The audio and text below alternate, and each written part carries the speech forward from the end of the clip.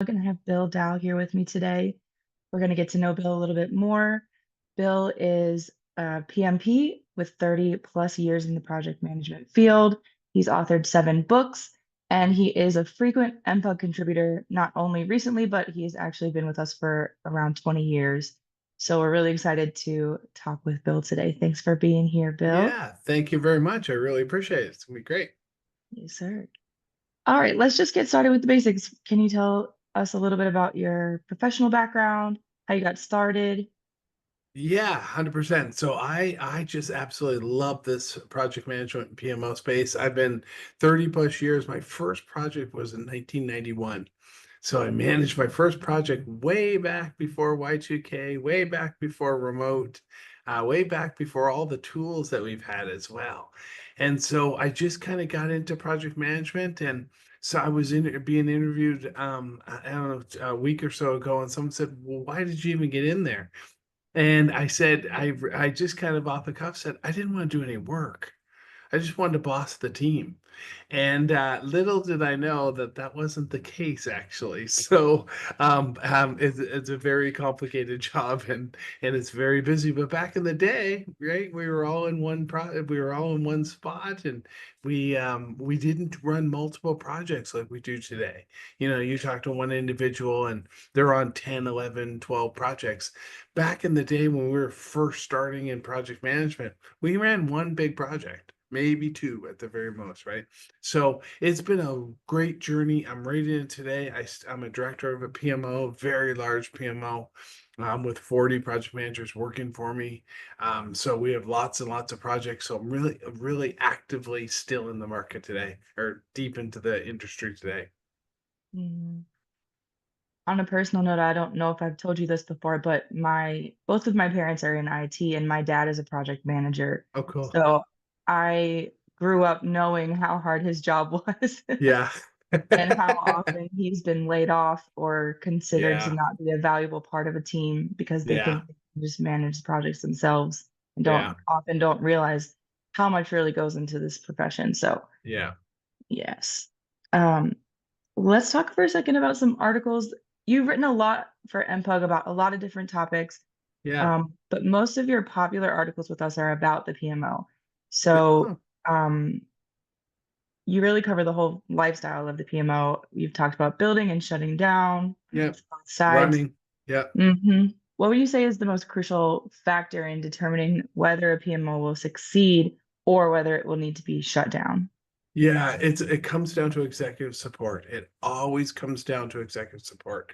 In both of my books, I wrote 2 books on PMOs, and one of my first chapters is about executive support, and I believe strongly that there's a 3 to 5 year cycle for most executives. 3 to 5 years, they stay in that role, and after that 5 years, they often leave and go to another role. And if that was the one person that was supporting your PMO, you're in trouble.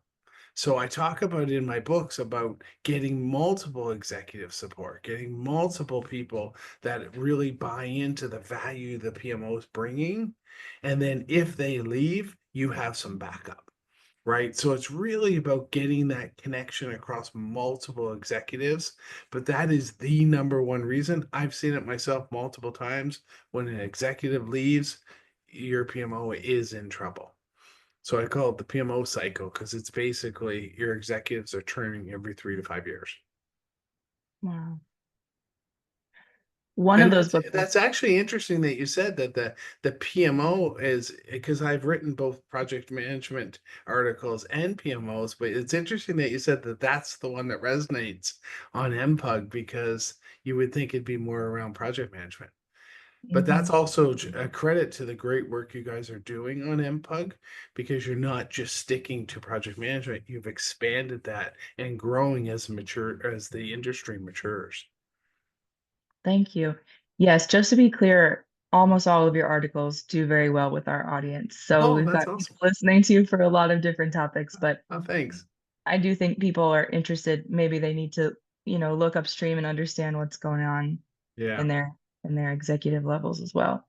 Yep. So one of those books I think you probably were just referencing is about PMO services, PMO service offerings. Yep.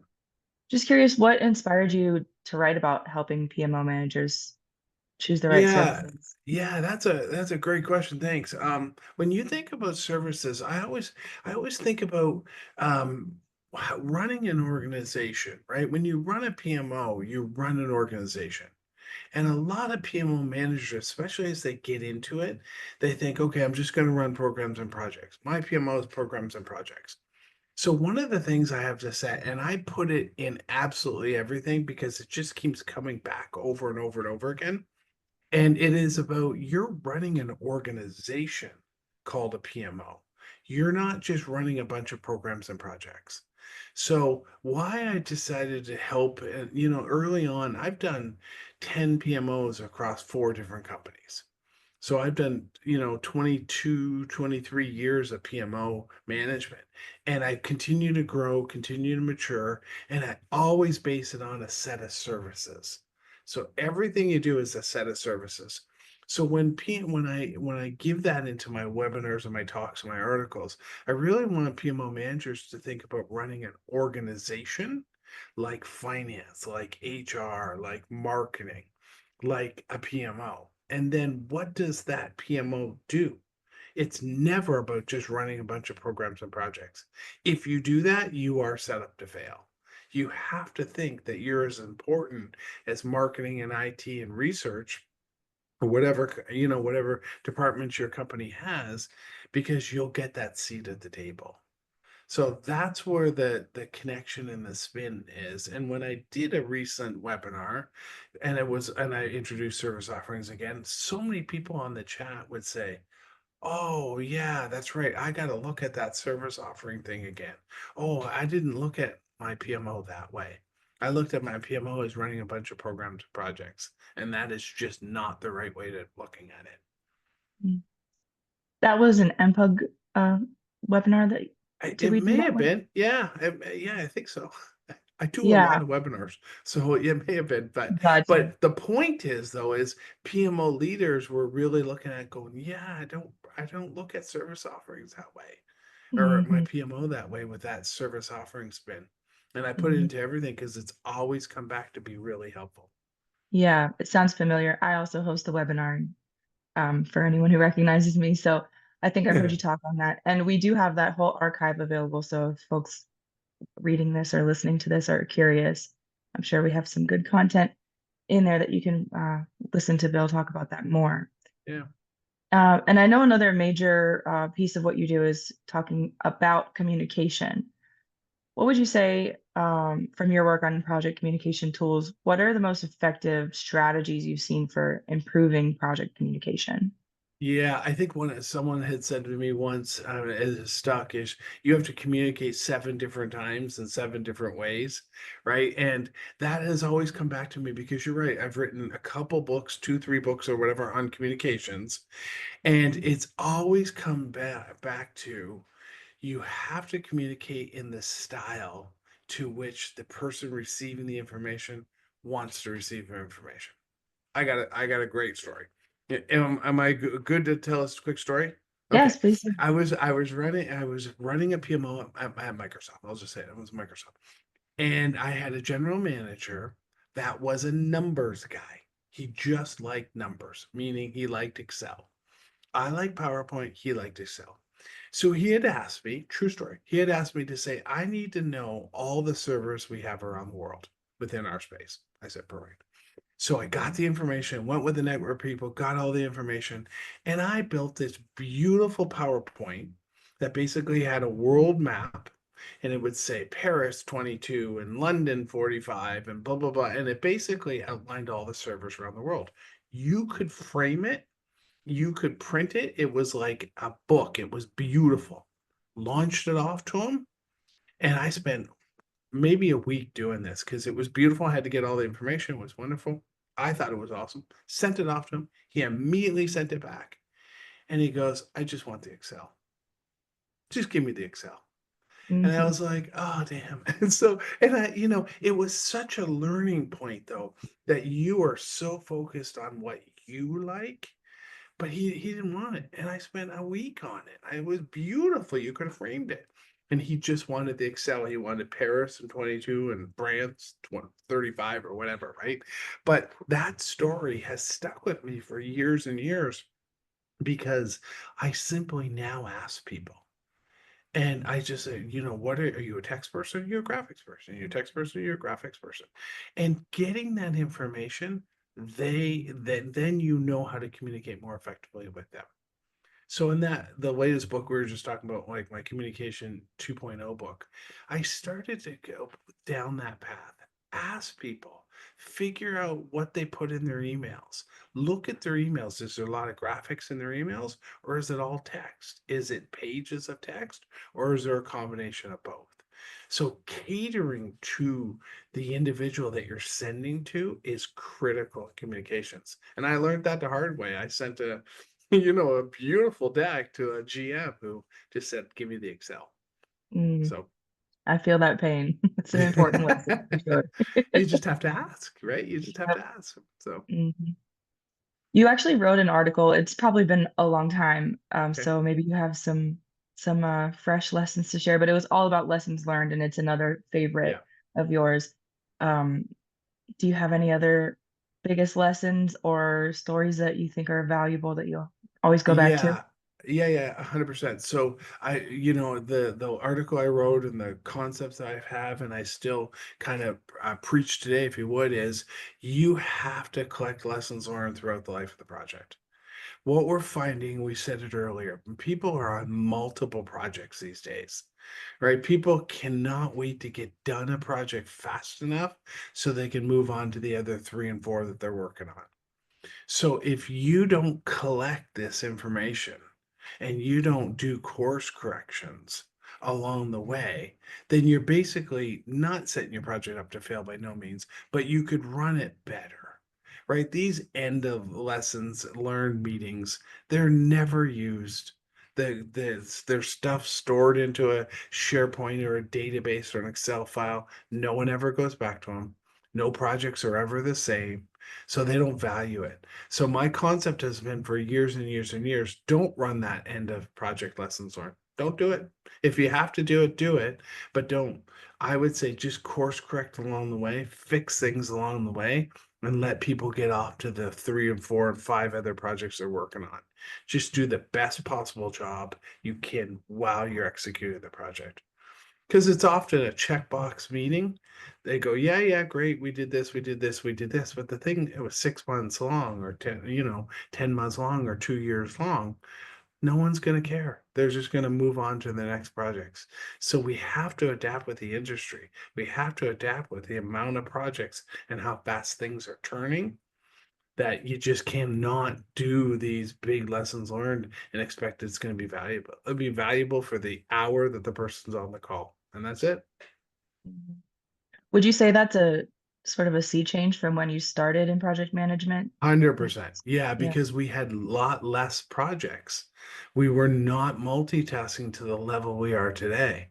We didn't have teams and things bopping and messaging and texting, and like we didn't have all the distractions, and we also didn't have the amount of projects that are put onto an individual as we are today. It just wasn't like that back then.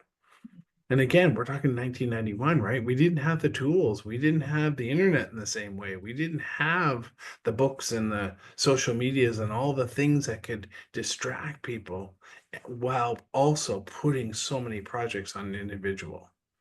Mhm. So yeah, so it's been solid, and so now the key is if you're collecting it and you're collecting along the way, and you're running a PMO, and you've got multiple projects going and multiple project managers collecting along the way, you as a PMO leader, you need to then look at that data.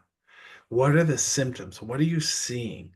And I'm hoping that something like Copilot on SharePoint will then allow to go, okay, can you compile this for me? What am I seeing across the org? But we're not there yet. Right, where I haven't seen Copilot work on SharePoint to a point where I've got 100 lessons learned or 100 risks, 100 issues to then go, okay, compile this for me. This will be awesome, right? So we're getting there, but that's the next step in this lessons learned journey, is when the leadership team takes the data and does something with the data. Interesting. So you feel like that's been missing for a while now for 100%, because you'll put it into PowerPoint or you'll put it into a database or a SharePoint and no one does anything with it. And so a lot of things, a lot of when at a company level, when you're running multiple projects, they're the same symptoms. We don't have enough resources. I don't have stakeholder buy-in. I could line 5 project managers up and they're going to say relatively the same thing. And I could take those 5 people and put them into a different company. They're going to say the same thing, right? It's just the way where we're at right now in the execution of projects. Mhm. So you're actually about to teach the next webinar with us on Yeah. December 11th, Yep. and the topic Yep. is about AI powered PMOs. Right. It's And yeah, so yeah, let me talk about that a little bit. yeah, So that'd be it's great. not going to be what you think, right? And I'm still kind of putting it together because I'm as big of an AI fan as anyone. I really am. I use Perplexity, I use Claude, I use ChatGPT, I use Copilot, I use every tool possible out there, and I'm always looking for the next one. What I have found though is when we talk about an AI PMO, there is a lot of talk. There is a lot of promises, and we're going to do this and we're going to do that. And I get it. And I'm just as excited about everyone else, but there's always a reality factor. See, the one thing I think I bring is I'm tactically executing. So when someone says I can do X and Y and Z, I go, really? I'm running a PMO right now. I can't do that.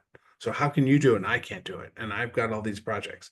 So the AI PMO is going to be as exciting. It's going to be, let's do a reality of what people are saying and what people are promising and what can we do today.